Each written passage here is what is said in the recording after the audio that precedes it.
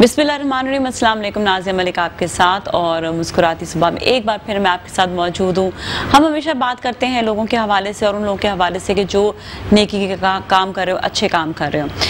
Motivational बात हो जाती है और इससे फ़ायदा ये होता है कि जो लोग देख रहे होते हैं उनको समझ आती है कि किस तरह से हम भी इस कार्य खैर में शामिल हो सकते हैं और लोगों के हेल्प आउट कर सकते हैं। आज मैं जब सुबह उठी तो मैं यही चीज़ सोच रही थी कि हम इस दुनिया में क्यों आए हैं और हमारा क्या काम है इस दुनिया में। तो जवाब में जब खुद ही सवाल करती हूँ, खुद ही जवाब में मैंने अपने आप को यही कहा कि इस दुनिया में जिस मकसद के लिए आए ना, उस मकसद को तलाश करो और उस मकसद को तलाश करते हुए वो काम करो जिससे लोगों की मदद हो, जिससे लोगों को फ़ायदा हो। इंसान अपने लिए बहुत कुछ करता है, लेकिन क्या हम लोगों के लिए कुछ कर रहे हैं? अच्छा, हर एक का अपना अपना काम होता है। अभी ख़वातीन जो घर पे बैठी बच्चों को संभाल रही हैं, वो ये ना सोचे कि अब हमें जो है पता नहीं किस काम के लिए आगे और निकलना है, सोशल वर्किंग करनी है।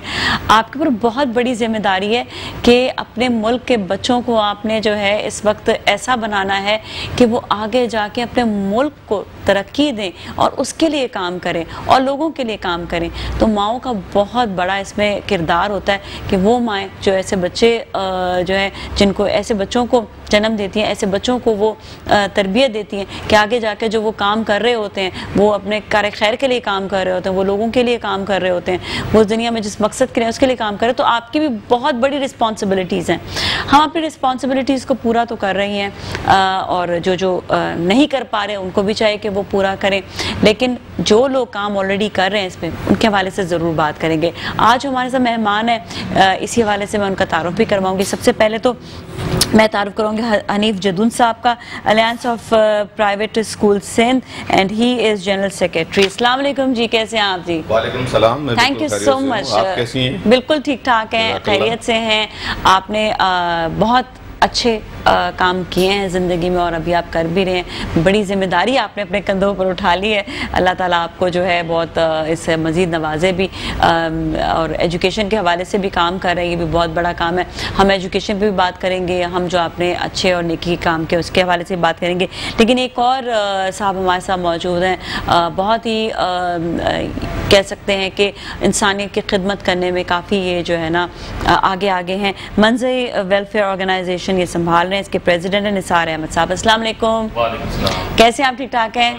इन सच यंग एज माशाल्लाह माशाल्लाह आपने अपनी रिस्पॉन्सिबिलिटी समझ ली हैं। इंशाल्लाह अल्लाह ताला आपको और कामयाबी देगा। आपसे बड़ी सारी बातें पूछेंगे।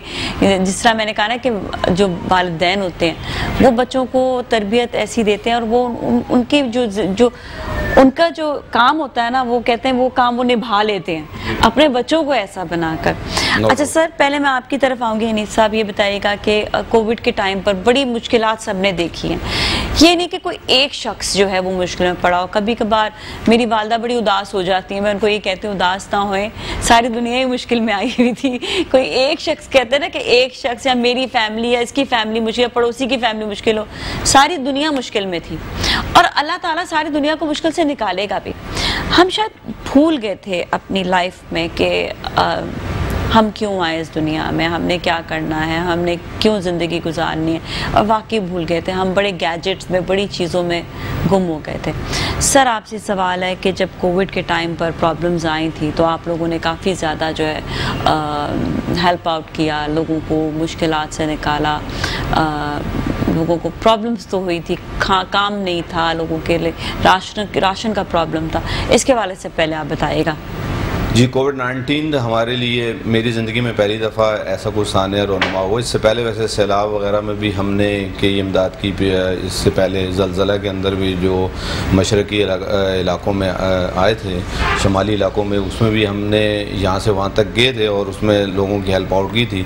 लेकिन इतना बड़ा तूफ़ान, इतना बड़ा ज़लज़ला जो कोविड-19 की सूरत में आया, जिसमें दुनिया हिल कर रह गई, तो हम तो नाचीज़ हैं ही क्या। तो उसके अंदर हमने बिल्कुल alliance of private school Sindh ने पूरे इदारों के साथ मिलकर, बल्कि अलखिदमत से भी हमने तावन लिया इस मौके पर। अलखिदमत हाफिज़ नेमो रहमान साहब से हमने मुलाकात की और उनसे हमने तावन लिया और कई सैकड़ों घरों को हमने राशन अलखिदमत के तवस्सुत से भी उनको पहुँचाने की कोशिश की और वो राशन उनके लिए तोशा आखिरत हुए और तोशा साबित हुए। और उसमें उनको आगे बढ़ने के लिए फिर हमने स्टेप बाई स्टेप और कोशिश उसमें ये की कि लोगों को इस तरीके से हेल्प आउट किया जाए कि उनको पता ना लगे। हमने ऐसा भी किया कि जो लोग हमारे सामने आए हमने उनको उनके नाम ले लिए ताकि वो हमारे जहां हमने स्टॉल लगाए हुए हैं वहां से वो राशन उठा कर न ले जाए। हमने अपने वर्कर्स के ज़रिए से उनके घरों तक पहुँचाया ताकि उनकी जो अनायत है वो अनायत ना उसको अनायत को धचका ना लगे और कोई ये ना समझे, क्योंकि ऐसे लोगों को भी हमने इस अरसे के अंदर देखा जो लोग हम नहीं समझते थे कि ये लोग भी मुतासर हुए होंगे। बाखुदा ऐसे लोग भी जिन्हें हम सफ़ेद पोश कहा करते हैं वो लोग मुतासर हुए इससे कि जिन्हें हम सोच नहीं सकते थे। बहरहाल हमने अपने alliance of private school Sindh ने एक फ़ंड जनरेट किया और उस फंड के ज़रिए से जितना मुमकिन हो सकता था हमने मेडिकली भी उनको फैसिलिटेट किया, मुख्तलिफ अस्पतालों के अंदर उनके लिए इलाज मुआवजे के इंतज़ाम कराए और क्योंकि और सिलेंडर्स हमने अपने यहाँ सिलेंडर्स का एहतमाम किया ताकि सिलेंडर्स उनको प्रोवाइड किए जो उस वक्त की सख्त ज़रूरत थी। सिलेंडर्स मिलना नायाब हो चुके थे और उनकी कीमतें आसमानों से बातें कर, मार्केट में अगर सिलेंडर लेने जाएं तो उनकी कीमतें आसमानों से बातें कर रही थी, लेकिन हमने उनके शनाख्ती कार्ड्स पर उन लोगों को कई सैकड़ों लोगों को बहुत बड़ी बात है, वाकई बहुत बड़ी बात है। और उस टाइम पर वैसे हमने हमेशा देखा कि पाकिस्तानी हमारे बहुत बड़े दिल के हैं और फ़ौरन से जो है जब भी कोई परेशानी आती है तो उठ खड़े होते हैं और वाकई उस टाइम पर भी क्या अभी भी हम ये देख रहे होते हैं कि हर तरह से जो है किसी न किसी तरीके से मदद जो कर रहे हैं। आप लोग हमारे सामने इस वक्त बैठे हुए जो इस वक्त मिसाल हैं। तो ऐसा करते हैं, ब्रेक लेते हैं, ब्रेक के बाद फिर हम सर आपकी तरफ भी आएंगे और बात करेंगे। आप हमारे साथ ही रहें। जी नाज़रीन, एक बार फिर हम आपके साथ मौजूद है और आज हम बात कर रहे हैं इस हवाले से कि जो लोग नेकी के काम कर रहे हैं और हम उनके हवाले से बता रहे हैं आपको, और ये कि ये बड़ा अच्छा काम है, नेकी का काम है कि हम अपनी ज़िंदगियों में कुछ कर कर चले जाएं। अभी एक और मेहमान ने भी ज्वाइन किया, हमें उनके हवाले से ही बात करेंगे। हमें शकीब शेख साहब ने ज्वाइन किया है, deputy general secretary alliance of private school Sindh. अस्सलाम वालेकुम, कैसे हैं आप? ठीक ठाक हैं? Thank you so much for being here. आपका बहुत बहुत शुक्रिया शुभ तशरीफ लाने का। अभी हम हनीफ जंडू साहब से ही बात कर रहे थे कि किस तरह से कोविड के हवाले से आप लोगों ने कितना हेल्प आउट किया लोगों का। अनबिलीवेबल होता है ये कि जब टाइम में लोगों को समझ नहीं आ रहा था उस वक्त, एक तो कोविड क्या है, एक ये इतनी बड़ी टेंशन, दूसरा ये कि क्या कब तक लॉकडाउन रहेगा, लोग बड़े कंफ्यूज हो गए थे। फिर एकदम से जब लोगों के ऊपर परेशानी आई तो लोगों ने हर चीज़ को रोक दिया। मतलब ये कि जो सिलसिला रोलिंग का होता है ना कि पैसे की रोलिंग का सिलसिला जो वो एकदम रुक गया। उस टाइम पर वाकई ज़रूरत थी कि किस तरह से हेल्प आउट किया। उन्होंने बताया कि सिलेंडर्स तक जो थे वो इतने महंगे हो गए थे, फिर ऑक्सीमीटर्स वगैरह कितने महंगे हो गए थे, हर चीज़ महंगी हो गई थी, लेकिन ये कि आप लोगों ने बहुत ज़्यादा हेल्प आउट किया इस हवाले से कि लोगों की मदद की। थोड़ा सा बताइएगा, फिर मैं जो हूँ निसार साहब की तरफ भी आऊँगी। जी, स्पेशली हम लोगों ने स्कूल्स के लिए बहुत ज़्यादा हेल्प आउट की, जो कि उनको मुश्किलात थी, उनको बच्चों को बुलाने के लिए, उनको ऑनलाइन एजुकेशन देने के लिए उनके पास कोई सिस्टम नहीं था छोटे स्कूल्स के पास। उनको हमने काफ़ी ऐप्स के ज़रिए उनको सिखाया गया कि इस तरीके से कराइए, यूट्यूब पर अपने रिकॉर्डिंग्स जमा कराइए। अगर आप जो है ऑनलाइन नहीं पढ़ा सकते हैं तो किसी तरह से अपने सिस्टम को जारी रखिए। तो उस पर स्कूलों ने अमल दरामद किया बहुत बेहतरीन, और बच्चे इससे मुस्तफ़ीद हुए। तो और दूसरा, उनको जो माली मुश्किलात थी उसमें हमने छोटे स्कूल्स को काफ़ी हेल्प आउट की कि किस तरह से उनके रेंट्स देने हैं, किस तरह से उनकी आगे टीचर्स की सैलरीज़ को किस तरह से प्रोवाइड करना है। तो इसमें हमने काफ़ी इन सब प्राइवेट छोटे स्कूलों को हमने बहुत हेल्प आउट की है। बहुत ज़्यादा ज़रूरी था ये। आपने उस टाइम पे कहते हैं ना कि स्पेसिफिक लोगों को इसी चीज़ का ही था कि अब सैलरीज कैसे देंगे, चाहिए। जी हाँ। मतलब हमें आगे से जो है इन रिटर्न अगर कुछ आएगा, रोलिंग होगी तो ही आगे आप काम कर। तो ये बड़ा अच्छा आपने जो है इकदाम किया कि लोगों को, और स्पेशली जो बच्चों को पढ़ाने के लिए टाइम ज़ाया नहीं होने दिया उनका, क्योंकि ये टाइम इतना कीमती होता है कि और इससे एक पॉजिटिविटी ये हो गई कि कम से कम उनको अपग्रेड हो गए और उनको सोशल मीडिया या उनको जो है ऑनलाइन एजुकेशन या ऑनलाइन सिस्टम का जो है पता चल गया कि कैसे यूज़ करना है। This is very very important. कहते हैं कि हर एक को इस वक्त जो है ये बताने की ज़रूरत है, जो बहुत आजकल की ज़रूरत है ना, एक्चुअली ज़रूरत तो है। तो ये चीज़ जो है बड़ा ज़बरदस्त इक़दाम है। अच्छा निसार साहब आपकी तरफ आते हैं और आप पहले तो अपने ऑर्गेनाइजेशन के हवाले से थोड़ा सा बताएं ना। हमारी ऑर्गेनाइजेशन तो देखिए अभी इसको ज़्यादा टाइम हुआ नहीं है, तकरीबन 2 साल हुए हैं, और बेसिकली ये कुछ दोस्तों का मिलके बैठ के एक तरतीब देना था, और लकीली जो एक सर्कल था हमारा फ्रेंड्स का 15 से 20 अफराद का, उनका फिर अपना एक बड़ा सा ह्यूज सर्कल था डिफरेंट एरियाज़ में, डिफेंस व्यू में है या अपना लांडी कोरंगी की तरफ है या फिर बलिया टाउन की तरफ।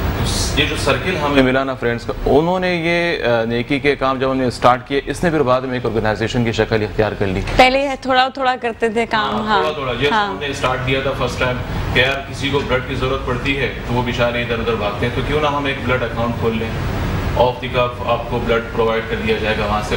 उसके लिए हमें बड़ा बेनिफिट ये होगा कि हर दोस्त का अपना एक अलग सर्कल था फ्रेंड्स का, तो वहाँ से हमें डोनर्स मिल गए, हमारे अकाउंट में अच्छा खासा यूनिट्स जमा हो गए थे ब्लड के।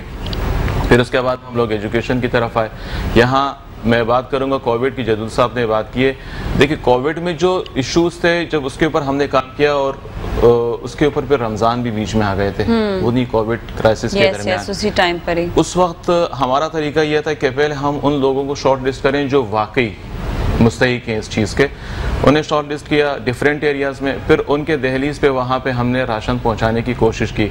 अब वहाँ एक जगह पे हमने स्टोर किया था राशन एक घर में, तो उन्होंने कॉल की एक बंदे को कि यार तुम आना इफ्तारी के बाद और तुम्हारे लिए पैकेज आया है। तो उसने फ़ोन रख दिया कि बड़ी मेहरबानी। वो कह रहा है कि आधे घंटे बाद उसने दोबारा कॉल की है, और उसने कॉल करके बड़े उसमें अंदाज में कहा कि यार देखो मैं 2-3 दफ़ा अपने जो करियाना का स्टोर है वहाँ पे गया हूँ, उसने मुझे राशन नहीं दिया क्योंकि ऑलरेडी मुझ पे कर्जा चढ़ चुका है। तो मेरे घर में शाम को इफ्तारी के लिए कुछ भी नहीं है, क्या ही अच्छा होगा अगर तुम मुझे अभी दे दो उसको प्रोवाइड। ये किस कंडीशन में थे लोग, ये हमें और आपको आइडिया भी नहीं है। ये जब आप उनके घरों पे गए हैं, जब हमने पता किया, इंक्वायर किया, तब हमें पता चला कि या अल्लाह ये कितना बुरा टाइम आया था इन लोगों पे। बहरहाल अल्लाह ताला ने निकाल लिया उस क्राइसिस से। मैं कहता हूँ कि वक्त की क्वालिटी यही है, अच्छी बात यही है कि अच्छा हो या बुरा हो ये गुजर जाता है, और खुदा करे कि ऐसा वक्त ना आए दोबारा। अच्छा अब हम एक और चीज़ ये कहते हैं, अब हम ये कह रहे हैं कि ठीक है अब एक वक्त गुजर गया, लेकिन अब जो लोगों को ज़रूरत है इस वक्त, और पूरी दुनिया में ये है, हम यहाँ की बात नहीं कर रहे, लेकिन हम अपने लोगों को ज़रूर मशवरा देंगे कि अब जहाँ पर भी जिसको भी जॉब की ज़रूरत है ना, उनको जॉब्स प्रोवाइड की जाए, ताकि ये कि क्योंकि कई लोगों की जॉब छूट गई थी, कई लोगों के बिजनेस बंद हो गए थे, तो अब हमें आगे फ्यूचर के लिए भी हमें ये चीज़ भी सोचनी है। जी आप कुछ कहते हैं मजीद, प्लीज़ कंटिन्यू। उसके अलावा ये तो वो जो कोविड के क्राइसिस है उसमें हम लोगों ने काम किया। इसके बाद मैं एजुकेशन का, चूँकि आपका प्रोग्राम भी एजुकेशन के ऊपर आई थिंक ज़्यादा वो उस पर है, एजुकेशन के हवाले से भी अल्हम्दुलिल्लाह फिर हमने काम स्टार्ट किया। और इंटरेस्टिंगली एक वाक़या ऐसा हुआ कि कुछ बच्चे थे जो स्कूल के सामने चिप्स वगैरह बेचते थे, चने वगैरह, और बड़ी हसरत से दूसरे बच्चों को स्कूल जाते हुए देखते थे। तो हमने जब उनके बारे में पूरा पता कि हम लोग काम करते हैं, पहले इंक्वायरी करते हैं, उसके लिए हमारी अपनी एक इंक्वायरी टीम है, अच्छी चीज़ करते हैं, बहुत ज़्यादा, ताकि एक चीज़ उसके सही हकदार तक पहुँच सके। तो वो जो इंक्वायरी टीम ने उसके ऊपर काम किया। फिर एजुकेशन हमारी अलग से टीम हमने बनाई, उन्हीं दोस्तों में से, उन लोगों ने उस पर काम किया। तो उनकी सकत नहीं थी कि वो स्कूल की फ़ीस बेयर कर सकें, और उन बच्चों को जब ये कहा गया कि हम आपका एडमिशन कराएंगे, उनके पेरेंट्स से बात की, नेक्स्ट डे उनका नया यूनिफॉर्म, बुक्स और शूज़ वगैरह लेके दिए, उनका एडमिट करा दिया इसमें स्कूल में। वो जो बच्चों के आंखों में चमक थी ना, कि कल तक हम इन बच्चों को बड़ी हसरत से देख रहे थे और आज इन्हीं के बगल में, इन्हीं के साइड में बैठ के वही पढ़ाई कर रहे हैं उसी तरह के यूनिफॉर्म में, वो काबिल दीद होती है। और यही चीज़ होती है जो आपका असल मुआवजा है नेकी का। आपका इस दुनिया में अगर कोई चीज़ आप समझते हैं कि उसका रिजल्ट आना चाहिए, तो वो बच्चों की चमक, वो उन लोगों के जो उस वक्त मुश्किल हालात में उनकी मदद करने के बाद उनकी जो सेटिस्फेक्शन है, ये आपका असल मुआवजा होता है और यही आपको आगे एनर्जाइज करता है, एनर्जी देता है ये आपको। बिल्कुल बिल्कुल। शकील साहब क्या कहेंगे, बड़ा ये अच्छा एक इकदाम इन्होंने भी किया, और साथ साथ ये कि हम ये देख रहे होते हैं कि बहुत सारे बच्चे ऐसे हैं जिनको वाकई ज़रूरत होती है कि उनको इस चीज़ से निकाला जाए कि वो कहीं पे कुछ चीज़ सेल आउट कर रहे हैं, क्योंकि ये उनका काम नहीं है कि वो इतनी उम्र में कमाएं, उनका काम है कि वो आगे खुद कुछ बनकर आगे बढ़ें। अच्छा, आपने जो ऑनलाइन के हवाले से बात की, क्या कहते हैं इस सिस्टम को अभी ये कहाँ तक जाएगा और ये किस तरह रहेगा और इसमें फ़ायदे क्या क्या हैं? फ़ायदे जो बच्चे लेना चाह रहे थे और ले चुके हैं, वो एक पीरियड ख़त्म हो चुका है। अब वहाँ स्कूल आने का उनका सिलसिला दोबारा से शुरू हो चुका है। तो अब बच्चों के अंदर ये देखा जा रहा है जो ऑनलाइन के असरात थे वो बेहतर नहीं पड़े हैं, बच्चे पढ़ाई से काफ़ी हद तक हट चुके हैं। वो अदर एक्टिविटीज़ में उनके ध्यान जा चुका है। अगर बड़े थोड़े से टीनेजर बच्चे हैं 8, 9, 10 के, तो वो गेम्स की तरफ और इन चीज़ों में ज़्यादा इंटरेस्ट ले रहे हैं, क्योंकि अभी भी आप देखिए तो अल्टरनेट डेज में हमारे स्कूल खुल रहे हैं। एक दिन आता है बच्चा, एक दिन छुट्टी करता है, उससे असरात उसके ऊपर अच्छे नहीं पड़ रहे हैं। एक वो फन समझ रहे हैं पढ़ाई को, जो कि ये इस सिलसिले में हुकूमत को ज़रूर सोचना चाहिए कि किस तरह से जो लॉस हुआ है किस तरह से कवर किया जाए और इन अल्टरनेट डेज को ख़त्म किया जाए। और जहाँ तक बात है SOPs की, तमाम तर प्राइवेट स्कूल्स SOPs का पूरा ख्याल रख रहे हैं, जिसमें अल्टरनेट डेज को इनको ख़त्म कर देना चाहिए। अच्छा, अभी आजकल वैसे क्या कहेंगे कि इस वक्त स्कूल जो हैं मतलब उनका क्या सिचुएशन है, किस तरह से भी खोले जाएंगे, किस तरह से SOPs का ख्याल रखा जाएगा? क्योंकि देखिए इतने अरसे तक तो बंद रखना भी एक थोड़ा सा बच्चों की एजुकेशन पर भी जाएगा। SOPs के साथ शादियां तो हो रही हैं और चीज़ें तो इवेंट्स भी हो रहे हैं, बर्थडे पार्टीज भी हो रही हैं, तो SOPs के साथ स्कूल्स क्यों नहीं हो सकते? मैं यही बात आपसे कहना चाह रहा हूँ कि जुल्म और सितम ज़रीफ़ी इतनी रही एजुकेशन के साथ, बिलखसूस 8 महीने कमोवेश स्कूल बंद कर दिए गए, और अगर सरमाई इलाकों में जाएंगे तो इससे भी ज़्यादा कमोवेश 10 महीने का अरसा बनता है, इसे स्कूल बंद कर दिए गए। और आप और मैं अच्छी तरह जानते हैं कि जहन की आबियारी उस वक्त तक बेहतर नहीं हो सकती जिस वक्त इसको घिसा ना जाए। जहन को जितना, दिमाग को जितना आप घिसेंगे इतना ये बूस्ट अप होता जाएगा, और जितना इसको आप दबा कर रखेंगे इतनी इसकी ताकत ख़त्म होती जाएगी। तो आज जब बच्चा स्कूल आ रहा है और अधूरा बच्चा आ रहा है, जैसे मेरे साथी ने कहा भी, शकीब साहब ने, कि एक दिन कुछ क्लासें आती हैं और एक दिन कुछ क्लासें आती हैं, तो मैं हुकूमत वक्त से, और बुनियादी तौर पर तालीम देना बुनियादी फ़र्ज़ है हुकूमत का कि वो इस चैप्टर को ख़ुद उठाए।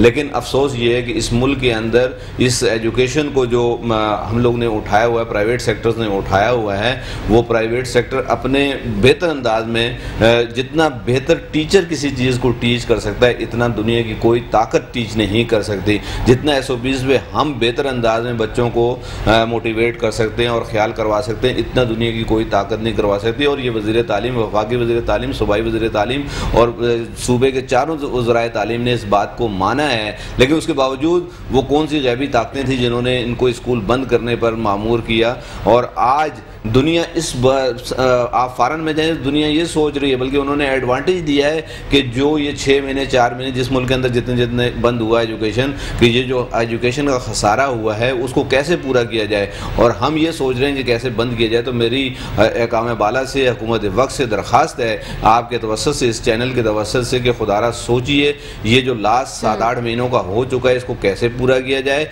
उन बच्चों की जो आबियारी में फ़र्क आ चुका है, जो बच्चे, और कोशिश की गई है ऑनलाइन के जरिए से, लेकिन वो तजर्बा हमारे मुल्क में कामयाब नहीं हो सका अभी, क्योंकि हम लोग ऐसा लगता है कि थोड़े से पीछे हैं इस मामले में, क्योंकि बाहर के मुल्क में लोगों को भी इतना मसला नहीं हुआ। वहाँ के बच्चे खुद इतने शार्प हैं कि वहाँ पर उन्होंने फटाफट जो है वो उनको कंप्यूटर, लेकिन आपको लगता नहीं कि हमें पहले से ये चीज़ें जो है हमें अपने आप को अपग्रेड करना चाहिए था, हमने नहीं किया। और अब क्या करेंगे प्राइवेट स्कूल वाले अपने आप को अपग्रेड ऑनलाइन के हवाले से? जरूरत तो इस बात की है कि प्राइवेट स्कूलों को भी जो मालिकान उसको चला रहे हैं, और इसमें हुकूमत को भी हमारे साथ दस्ते तावन करना पड़ेगा कि अब कोई भी सिलसिला, किसी वक्त कोई भी आफत, कोई भी तूफान, कोई भी नज़ला किसी वक्त गिर सकता है। बजाय कि वो नज़ला गिरे, हम उस वक्त उसके लिए सोचने की कोशिश करें, तो ये एक मुश्किल काम हुआ करता। ऑन दी स्पॉट किसी काम को करना, गो के हल तो निकाल लिए जाते हैं, लेकिन ऑन दी स्पॉट किसी काम को करना बड़ा मुश्किल काम हुआ करता है। उसके लिए जिस वक्त तक हमें अपनी 100 साल पॉलिसी नहीं तो कम अज़ कम 10 साल की पॉलिसी तो बनानी होगी कि अगले 10 साल हमने क्या करना है।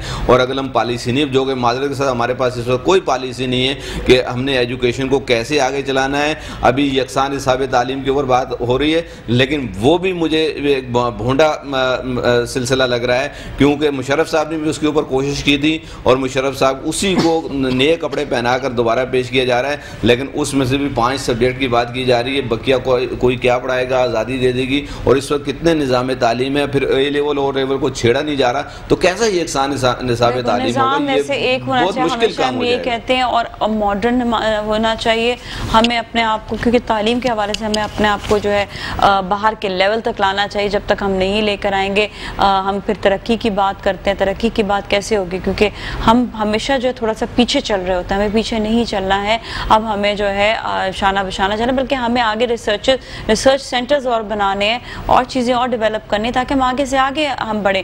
नई टेक्नोलॉजीज़ हमें लेकर आनी है, हमें वेस्ट से ज़्यादा हमें आगे बढ़ने की ज़रूरत है नई टेक्नोलॉजीज़ के साथ। जाएंगे ब्रेक की जाने, ब्रेक के बाद वापस आके मज़ीद हम एजुकेशन के हवाले से बात करेंगे। हमारे साथ ही रहें। जी नाज़रीन, एक बार फिर हम आपके साथ मौजूद हैं और अब हम बात कर रहे हैं थोड़ा सा तालीम के हवाले से भी, वेरी इंपॉर्टेंट, क्योंकि अभी हम यही बात कर रहे थे कि अपनी शख्सियत को बनाने के लिए बहुत सारी चीज़ों की ज़रूरत होती है। तरबियत की ज़रूरत भी होती है जो घर पे वालिदैन दे रहे होते हैं, और साथ साथ आपको तालीम की बेइंतहा ज़रूरत है, जो बहुत ही इनिशियल है, बहुत ही इम्पॉर्टेंट है। और तालीम के हवाले से बिल्कुल भी इस पर जो है ना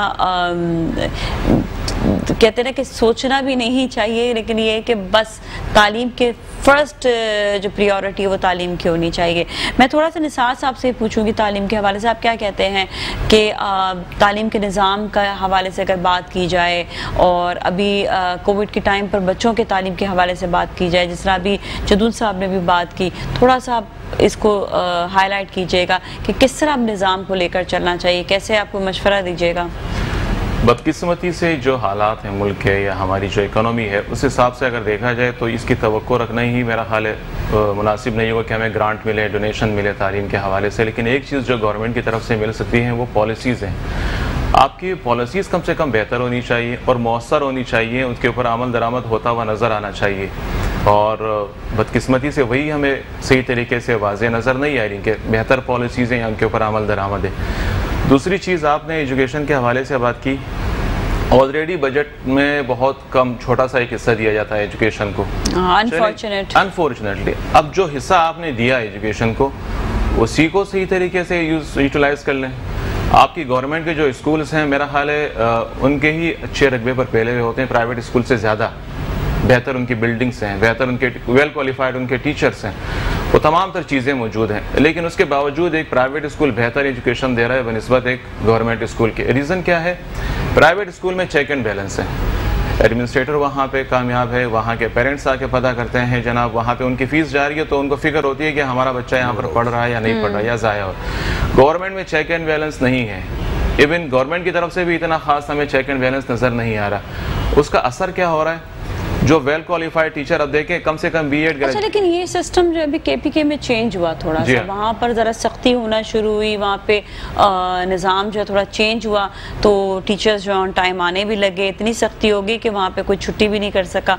तो ये निज़ाम जो है, ये आपको लगता है कि सूबे टू सूबे भी जो है वो चल रहा होता है? ये हर जगह हो सकता है, ये सिर्फ एक सूबे की बात नहीं है। देखिए मसला ये, जो हमारे गवर्नमेंट जो एम्प्लॉयज़ हैं उनके दिलों से डर खौफ निकल चुका है। खुदा का डर खौफ तक नहीं है कि वो किस चीज़ की सैलरीज ले रहे हैं। चले नहीं है तो कम से कम गवर्नमेंट को पॉलिसीज तो ऐसी बनानी चाहिए कि वो सिस्टम के तहत हर बंदा काम करे। आपके मुल्क से करप्शन, हम सिर्फ पॉलिटिशियंस के करप्शन पे बात करते हैं, करप्शन आपके लो लेवल, ये जो आपके टीचर्स हैं जो सैलरीज उठा रहे हैं गवर्नमेंट की, सबसे बड़ी करप्शन तो यहाँ हो रही है। किसने इसकी तरफ आगे देखा है? इनका कोई इनका चेक एंड बैलेंस रखा है? मैंने खुद प्राइवेट स्कूल्स का मुझे एक्सपीरियंस है, सॉरी गवर्नमेंट स्कूल्स का, बहुत ही बुरा हाल है। यूँ समझें कि आप वहाँ पे आप उसको बसा होता तो आपको नजर भी नहीं आता कि यहाँ पे एजुकेशन की कोई एक्टिविटी चल रही होती है, जो हालत हो गई है वहाँ। अच्छा, हमने ये चीज़ में डिफरेंस देखते हैं, फिर मैं सूबों की बात ही करूँगी कि जब हम देख रहे होते हैं तो हर सूबे का अपना अपना एक निज़ाम बना हुआ है, क्योंकि आपको पता है कि अब सूबे अपने अपने सब संभाल रहे होते हैं। तो हम देखते हैं कि एक सूबे में जो है गवर्नमेंट का बेहतर निज़ाम है, एक में बिल्कुल भी नहीं होता। एक में बच्चे वहाँ पर दूसरे सूबे में ज़्यादा गवर्नमेंट के जो हैं वो ज़्यादा क्वालिफाइड होकर निकल रहे होते हैं, ज़्यादा बेहतर तरीके से, वहाँ के टीचर्स भी ज़्यादा बेहतर होते हैं। तो ये चेक एंड बैलेंस फिर किसके ऊपर आएगा ज़्यादा कि क्या सूबाई गवर्नमेंट जो है वो इसको देखेंगी या फेडरल गवर्नमेंट देखेगी? ये बड़ा कन्फ्यूजन हो जाता है असल में, हमारे असल में निज़ाम में भी बड़ा कन्फ्यूजन है ना, ये भी तो प्रॉब्लम है। आपकी जो आवाम है ना, आपकी पब्लिक, अगर वो जाग रही है तो गवर्नमेंट जरूर जागेगी। अगर गवर्नमेंट या आवाम सो रही है तो यही तो मैं कह रही हूँ, कौन सी वाली गवर्नमेंट जागेगी? सूबाई गवर्नमेंट जागेगी या फेडरल जागेगी? ये भी तो पहले हमें देखना होता है। स्कूल का ये हाल नहीं है, मेरा ख्याल है जितने भी गवर्नमेंट आपके इंस्टीट्यूशन है वहाँ पे ये हालात है कि एक सूबे का दूसरे सूबे से डिफरेंट है, और अब तो मजीद डिफरेंट तर होता चला जा रहा है। That's what I'm saying, should be one. इनके बीच में कुछ ऐसा कंपटीशन होना चाहिए कि ये एक से, हाँ, ये आपने बड़ी जबरदस्त बात की कि इनके बीच में कोई ऐसा कंपटीशन होना चाहिए, इनके बीच में होना चाहिए ताकि हमें बेहतरीन नजर आए। असल में ये उस वक्त तक नहीं हो सकता, ये 18वीं तरमीम के बाद सूबों को आज़ादी दे दी गई है, और अभी ये जैसे मैंने यकसा निसाब तालीम की बात की भी गई है, तो सूबा सिंध ने वाज़े कह दिया कि अगर हमारा आपका निसाब तालीम हमें पसंद आया तो हम उस पर अमल करेंगे। तो जिस वक्त तक 1 यूनिट था, 1 यूनिट के तहत फैसले हुआ करते थे, तो उस वक्त तक तो बेहतर तरीके से बेहतर चीज़ें रूनुमा हो सकती थी। लेकिन अब सूबे आज़ाद हैं बहुत सारे मामलात के अंदर, 18वीं तरमीम के बाद, कि वो अपनी अमेंडमेंट आप खुद कर सकते हैं। तो जब सूबे आज़ाद होंगे तो कहीं तीतर होगा, कहीं बटेर होगा, तो ये सिलसिला तो जारी रहेगा। इसके लिए जब तक कोई हिकमत अमली या 18वीं तरमीम को ख़त्म नहीं किया जाए, मेरी राय कि 18वीं तरमीम को बहुत सफ़र करते हैं और वहाँ के लोगों से बड़ी मेरी बातचीत, तो वहाँ के मैं लोगों में जो यंग जनरेशन जो उनमें जो कॉन्फिडेंस देखा है वो मुझे इस तरफ सिंध में इतना ज़्यादा नज़र नहीं आता, अनलेस एंड अनटिल किसी के पास बहुत बड़ा पैसा है जेब में। तो वहाँ पर ये कि वहाँ पर अगर जेब में पैसा, लेकिन कॉन्फिडेंस वहाँ पर लोगों में ज़्यादा है। तो वो मैं देख रही होती हूँ कि निज़ाम तालीम की वजह से है या उनकी अपनी तरबियत की वजह से, क्या डिफरेंस क्यों है? जदून साहब ने बात की है 1 यूनिट की। देखें 18वीं तरमीम तो अब आई है, जो हालात आपके सामने है ये 1 यूनिट के टाइम पर भी सेम हालात थे। KPK उस वक्त ही बेटर था एजुकेशन के हवाले से। वैसे तो जो हालात है गवर्नमेंट के इंस्टीट्यूशंस का वो आपके सामने, लेकिन 2 चीज़ों पे कम से कम कंप्रोमाइज़ नहीं होना चाहिए, एक हेल्थ और दूसरा एजुकेशन। yes, 100%। एजुकेशन एक ऐसी चीज़ है, मैं कभी कभार हम जब किसी जगह पे कॉर्नर मीटिंग करते हैं लोगों के साथ, मुझे बड़ी हैरत होती है कि यार 21वीं सदी में भी हम इसके ऊपर बात कर रहे हैं कि एजुकेशन ज़रूरी है या आप हासिल करें। भाई इसके लिए लोगों ने एक वक्त का खाना तक तर कर दिया है, ये ज़रूरी नहीं, ये आपके ऊपर लाजिम और मलजूम है, बच्चे का हक है आपका, आप उसको एजुकेशन देना ही देना है आपने। ये बहुत, तो एजुकेशन और हेल्थ के ऊपर तो मेरा ख्याल है बिल्कुल कंप्रोमाइज़ नहीं होना चाहिए। और फिर मैं वही बात करूंगा कि जितना बजट इनको मिल रहा है उसी में सही तरीके से काम कर दें तो काफ़ी चीज़ें बेहतर हो सकती हैं। बिल्कुल जी, आप क्या कहेंगे इस बात पर? जैसे कि आपने बिल्कुल सही पॉइंट आउट किया है कि KPK या पंजाब की तरफ दिया जाए तो गवर्नमेंट सेक्टर की तालीम और सिंध की तालीम में काफ़ी हद तक फ़र्क है। बस से हमारे सिंध में गवर्नमेंट स्कूल को काफ़ी पीछे रखा गया है, और जिस तरह से हनीफ साहब ने बात की कि 18वीं तरमीम के तहत सूबे को इख्तियार है अपने मामला चलाने का, तो उस सिलसिले में सूबाई हुकूमत का ये काम बनता है कि प्राइवेट सेक्टर को, जो कि उन्होंने बेड़ा उठाया हुआ है तमाम तर सिंध में, आप देखेंगी तो ज़्यादातर आपको प्राइवेट स्कूल्स नज़र आएंगे। तो और ये चीज़ आप अगर पंजाब में चले जाएं, KPK में चले जाएं, आपको ये चीज़ बहुत माइनर प्राइवेट स्कूल्स की तादाद नज़र आती है। हाँ। और गवर्नमेंट स्कूल से भी, जैसे अभी आप बात कर रही थी कि बहुत आपको बेहतर लगता है यहाँ से उनके बच्चों की एजुकेशन जो लेकर निकलते हैं। ये जी बिल्कुल, ये बात सच है। वो इसकी वजह यही है कि अगर हमारे प्राइवेट सेक्टर से अगर निकल रहे हैं बच्चे तो वो तो उसका मुकाबला करते हैं, मगर गवर्नमेंट स्कूल में पढ़ने वाला बच्चा उनका मुकाबला नहीं कर सकता। तो ये सिंध गवर्नमेंट की प्रायोरिटी नहीं है। सिंध प्रायोरिटी जब तक प्रायोरिटी नहीं होगी, जब आप मुख्तलिफ प्रोग्रामों में देखती रहती हैं, कहीं उताकें बनी हुई हैं, कहीं गधे घोड़े बांधे हुए हैं, जब हमारे निज़ाम के अंदर जब उसको चेक एंड बैलेंस नहीं रखा जाएगा। अभी आपने KP की गवर्नमेंट का कहा था कि वहाँ बायोमेट्रिक सिस्टम जब लाया गया तो बायोमेट्रिक सिस्टम से ये बात बिल्कुल 100% होगी। और मैं भी जानता हूँ इस बात को, और मैं इस अरसे में वहाँ विजिट भी मैंने किया, तो वो लोग अपने प्रॉपर टाइम पर आने लगे और प्रॉपर टाइम पर जाने लगे। हम जिसकी लाठी उसकी भैंस वाली बात है। यहाँ मतलब इस तरह का निज़ाम है ही नहीं और ना लाने की कोशिश की जा रही है। उस वक्त तक नहीं हो सकता जिस वक्त तक हमारे मिनिस्टर्स या हमारे जो अरबाब इख्तियार हैं वो मुखलिस ना हो।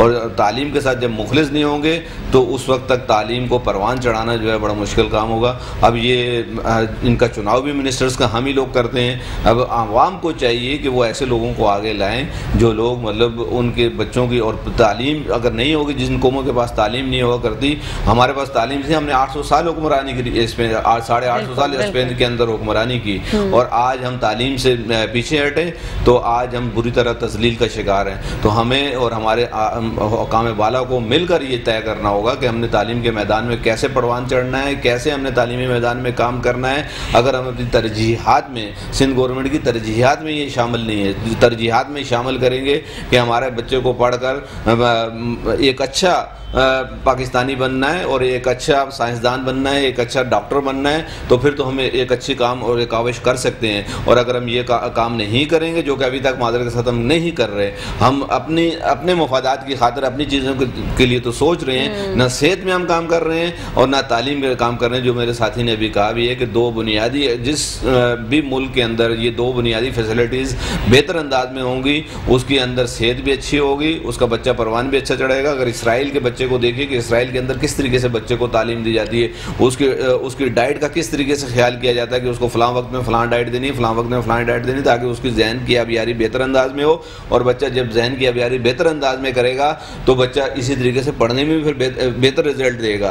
तो दूसरा, उन इलाकों में बिलखुसूस KPK के इलाकों में एक उसकी आबो हवा का बड़ा असर है उनकी तालीम के अंदर, कि आबो हवा वहाँ बहुत अच्छी है, पहाड़ी इलाके हैं और आबो हवा में मिलावट कम है, और जिसकी वजह से मतलब उनके बच्चों को एक आबियारी सुबह बहुत अच्छी देखिए। अगर हम लोग अपने सिंध को भी देखें, बलूचिस्तान को भी देखें, तो बड़ा मतलब हमारे यहाँ पे बड़ा एक अच्छा माहौल है, बड़ी अच्छी, हर जगह की अपनी अपनी खासियत होती है, लेकिन हम उस खासियत को इस्तेमाल कैसे कर रहे हैं, ये हमारा बेसिकली एक वो होना चाहिए कि हमें उस खासियत को इस्तेमाल करना आना चाहिए। प्रॉपर करेंगे तो प्रॉपर रिजल्ट होगा, प्रॉपर नहीं करेंगे तो प्रॉपर रिजल्ट नहीं होगा, जो कि हम प्रॉपर उसको इस्तेमाल नहीं कर पा रहे हैं। बिल्कुल ज़रूरी है हर चीज़ में।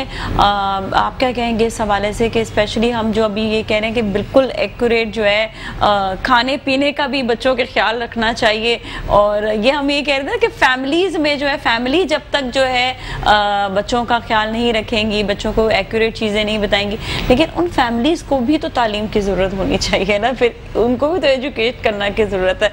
किसी को बताएं ना कि अच्छी डाइट के हवाले से, वो कहते हैं आपको तो खाना ही नहीं खाना आता, ये वाली बात हो जाती है जी। असल में KPK की बात की है जदून साहब ने कि वहाँ की आबो हवा जैसे आपने फरमाया हर जगह की है। मैं भी कुंडली गई थी, मुझे तो इतनी खूबसूरत जगह लगी कि मतलब जिस इलाके का बाशिंदा है ना, उसके हिसाब से उसकी आबो हवा है, मतलब उसकी जो नर्सिंग अप हुई है उसी आबो हवा के तहत हुई है, जहाँ से वो उसका टाइम गुजरा। लेकिन KPK की एक क्वालिटी और हो सकती है कि उनको डिप्राइव रखा गया है एजुकेशन के हवाले से ख़ास तौर पर, और उन्होंने बहुत सफ़र किया है पिछले कई सालों दहाइयों तक।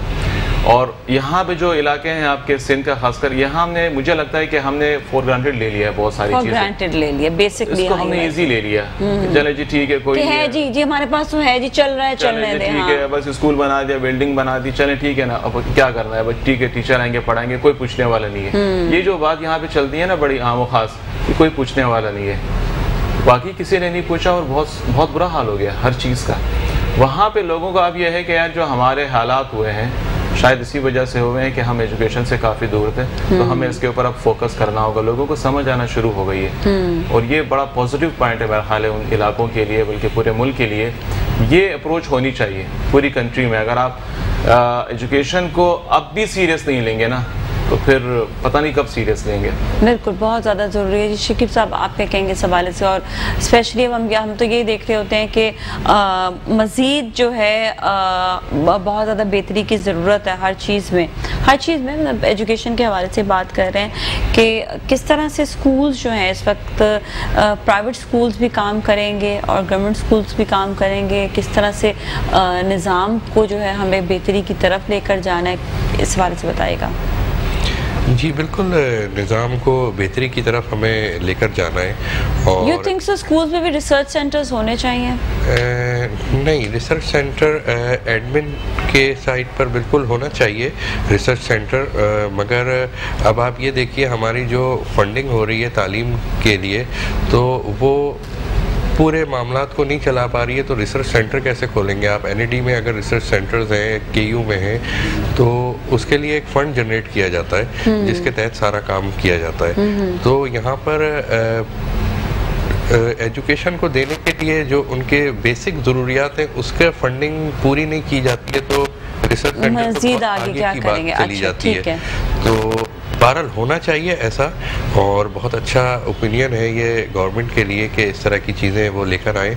और प्राइवेट सेक्टर्स को आपने बोला कि किस तरह से आगे एजुकेशन को बेहतरी की तरफ जाना चाहिए। प्राइवेट सेक्टर हमेशा अपने एक आगे से आगे तक चलने की कोशिश करता है, पेरेंट्स को बेहतर देने की कोशिश करता है, बच्चों को बेहतर देने की कोशिश करता है, क्योंकि इसी चीज़ से अगर वो बेहतरी अच्छी चीज़ लेकर आते हैं तो पेरेंट्स उनके पास चलकर स्कूल में खुद आते हैं, कोई वो लेकर नहीं आते हैं घर से पेरेंट्स उनके पास आ रहे हैं तो उनकी चीज़ों को देखते हुए आ रहे होते हैं कि जो है इनकी एप्रिसिएशन होती है, समझ लीजिए एक प्राइवेट स्कूल के लिए जो वहाँ पर उनकी तादाद बढ़ रही होती है। इसी से रिलेटेड एक सवाल मैं करूँगी, जो सबसे करूँगी, प्राइवेट स्कूल में माँ वालिदैन जो हैं, क्योंकि वो हैवी अमाउंट दे रहे होते हैं तो उनको वो चेक एंड बैलेंस भी रख रहे होते हैं।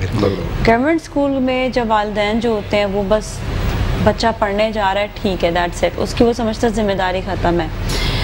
अगर अब देखें ना, कोई भी अवाम में से कोई भी शख्स, किसी को भी परेशानी होती है, वो अपनी एप्लीकेशन भी फाइल कर सकता है, वो शिकायत भी दर्ज कर सकता है। हमारे यहाँ पे लोगों को जो जमहूरियत की खूबसूरती है ना, उसका अभी तक पता ही नहीं है। जमहूरियत की खूबसूरती ये है कि एक आम शख्स भी शिकायत अपनी दर्ज कर सकता है। यहाँ पे कोई रिवाज नहीं शिकायत दर्ज करने का। तो जो गवर्नमेंट सेक्टर पे लोग हैं, जो जहाँ पे काम कर वो बच्चे पढ़ने जा रहे हैं, अगर वालिदैन को लग रहा है कि उनके बच्चों की सही तालीम नहीं हो रही, तो वो शिकायत भी तो दर्ज कर सकता है कि भाई यहाँ पे स्कूल में टीचर नहीं आ रहा है, इस टीचर के खिलाफ शिकायत दर्ज करें, ये क्यों नहीं आ रहा, या तो शिकायत जाती है और सुनी भी जाती है। लेकिन शिकायत जिसके यहाँ सुनी जाती है वो कहता है शिकायत तो दो। तो ये हमारे पे थोड़ा सा एक हमें लगता है कि कमी में आप तीनों से सवाल है। इसमें बुनियादी तौर पर इलिटरेसी का जो है वो बड़ा दखल है, और गवर्नमेंट सेक्टर के अंदर जो बच्चे पढ़ते हैं उनके वालिदैन बेसिकली लेस प्रिविलेज एरियाज़ के अंदर रहते हैं, और लेस प्रिविलेज एरिया से वो बच्चे उन स्कूलों में, बिलखुसूस सिंध के अंदर उन स्कूलों से आते हैं। तो लिहाजा उनकी माएँ, उनके वालिदैन इस चैप्टर को बहुत कम फील करते हैं और अंडरस्टैंड कर रहे होते हैं कि हम बच्चों की तालीम को किस तरीके से प्रमोट करें। उनकी नज़र में बच्चा चला गया स्कूल और बच्चा वहाँ से हमारी जिम्मेदारी खत्म हो गई और 1-2 बजे वापस आ गया, जिम्मेदारी खत्म हो गई। लेकिन जैसे आपने खुद भी कहा कि प्राइवेट सेक्टर के अंदर बच्चा, मैं अगर अपनी जेब से 100 रुपये भी निकाल कर लगाऊंगा तो मुझे 100 रुपये का एहसास होगा कि मैंने वो 100 रुपया लगाया। तो मैं आप उस स्कूल में उस एडमिनिस्ट्रेटर के पास लाजमी, अगर डेली नहीं जा सकता हूँ तो हफ्ते में कम से कम एक चक्कर लगाऊंगा। उस बच्चे की रिपोर्ट कार्ड को, जो उसकी डायरी है, उसको दिन में ज़रूर जज करूंगा कि बच्चे को क्या काम दिया गया। और ऐसा प्राइवेट सेक्टर में नहीं भी होता अगर तो टीचर्स भी बुला लेते हैं, अगर बच्चे में जरा सा उनको बिल्कुल, अगर अच्छे स्कूल्स अपने टीचर्स से कहते हैं कि ये बच्चा नहीं आगे फीडबैक ले रहा प्रॉपर, तो इनके वालिदैन को बुलाइए। तो इस तरीके से राब्ता जो है, जब तक आप जितना राब्ता आप बेहतर करते जाएंगे उतना आपका काम बेहतर होता जाएगा। और जितना राब्ता, और ये राब्ता जो है राब्ते का फुकदान है। तो इसीलिए हुकूमत वक्त को चाहिए कि अब इस वक्त जो लॉस हो चुका उसको पूरा करने के लिए ऐसी पॉलिसी पॉलिसीज अपनाए। अभी बल्कि इनको तो एडवर्टाइज करना पड़ेगा बच्चा, क्योंकि 7.5 करोड़ बच्चा इस वक्त मुल्क के अंदर पढ़ रहा था और 2.5 करोड़ बच्चा इस वक्त आउट ऑफ स्कूल था। इससे पहले, कोविड से पहले वो 2.5 करोड़ बच्चे को जो हम नहीं ला सके, और अब इसके बाद 50% बच्चा या 40% बच्चा कोविड के बाद और ड्रॉप हो गया, क्योंकि लोगों के वसाइल नहीं रहे। लोगों के वसाइल ना होने की वजह से वो बच्चा स्कूल में ना आ सका, और ना आ सका तो वो बच्चा अब कैसे स्कूल में आएगा। यही सूरत हाल गवर्नमेंट के साथ भी है, उनके स्कूल भी खाली पड़े हुए हैं। और जो प्राइवेट सेक्टर है, प्राइवेट सेक्टर के अंदर भी 2.5 करोड़ बच्चा मजीद कमोवेश और कम हो गया। इस वक्त एक मुताद नजर से 4-4.5 करोड़ बच्चा आपका इस वक्त घर पे बैठा हुआ है, जिसको आपका बुनियादी हुकूमत वक्त का काम है कि उसको तालीम दे। अब उसके लिए कोई पैकेज देने पड़ेंगे, लोगों को प्रमोट करना पड़ेगा, लोगों को ब्रीफ करना पड़ेगा, टीवी इश्तिहारात के जरिए से बताना पड़ेगा, मीडिया के जरिए से बताना पड़ेगा। जो जो ज़राए हमारे पास मौजूद हैं वो एप्लीकेबल करने पड़ेंगे, तब हम कामयाब हो सकते हैं, वरना कामयाब नहीं हो सकते और बच्चा हमारा बहुत पीछे रह जाएगा। ठीक है जी, थैंक यू सो मच आप लोग का शो में तशरीफ लाने का, बहुत बहुत शुक्रिया। और बहुत इंपॉर्टेंट आज की गुफ्तगू, क्योंकि इम्पॉर्टेंट टॉपिक ही एजुकेशन है, जिससे हम चाहते हैं कि हमेशा जो है ये एजुकेशन के हवाले से जो है ज़्यादा से ज़्यादा हम बात करें, ज़्यादा से ज़्यादा बेहतर एजुकेशन लोगों को देते हो। एक दफ़ा फिर आप लोग का बहुत बहुत शुक्रिया, thank you so much for being here. इसके साथ ही नाज़रीन जाएंगे ब्रेक की जाने, ब्रेक के बाद मजीद मेहमान हमारे साथ होंगे, आप हमारे साथ ही रहें।